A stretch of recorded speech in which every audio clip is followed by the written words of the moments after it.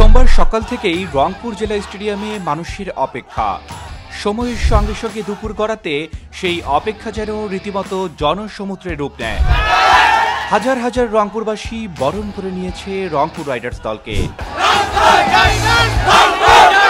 দেশের ইতিহাসে প্রথমবার কোনো ফ্র্যাঞ্চাইজি বিদেশে গিয়ে ট্রফি জিতেছে। গ্লোবাল সুপার লিগ জিতে দেশের ক্রিকেটে হইচই ফেলে দেওয়া রংপুর রাইডার্স এবারে ট্রফি নিয়ে ঘুরে আসলো তাদের নিজের ডেরা রংপুর থেকে। বিপিএলে টানা ৮ ম্যাচ জিতে আসা দলটি উষ্ণ ভালোবাসায় সিক্ত হলো শহরটিতে। সোমবার দুপুরে ২টার দিকে হেলিকপ্টারে করে আসেন রংপুর রাইডার্সের খেলোয়াড়রা। প্রিয় দলকে এক নজর দেখার অপেক্ষায় ভক্ত অনুরাগী সহ ক্রীড়ামোদীরা। এ যেন এক ভিন্ন আমেজ। প্রিয় খেলোয়াড়দের উষ্ণ অভ্যর্থনা দিতে হাজারো ক্রিকেট প্রেমী আসেন রংপুর স্টেডিয়ামে। সকাল থেকে আসা দর্শকরা দুপুরে খেলোয়াড়দের পেয়ে উচ্ছ্বসিত হয়ে পড়েন।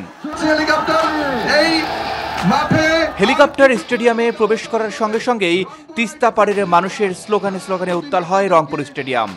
প্রায় আধা ঘন্টা অপেক্ষার পর সেনাবাহিনীর কড়া নিরাপত্তায় সৌম্য নাহিদ রানারা ড্রেসিং রুমে প্রবেশ করেন।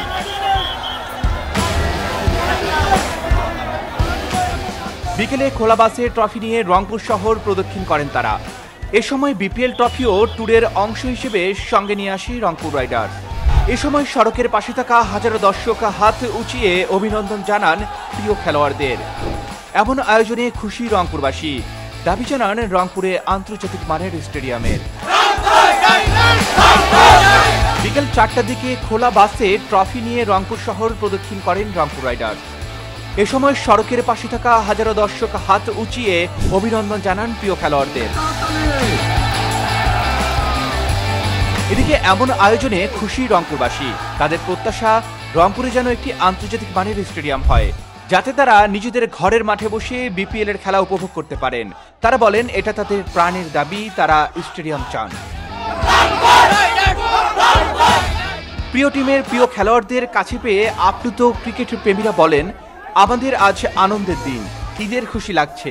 প্রিয় খেলোয়াড়দের কাছ থেকে দেখছি এ যেন এক ভিন্ন রকম অনুভূতি।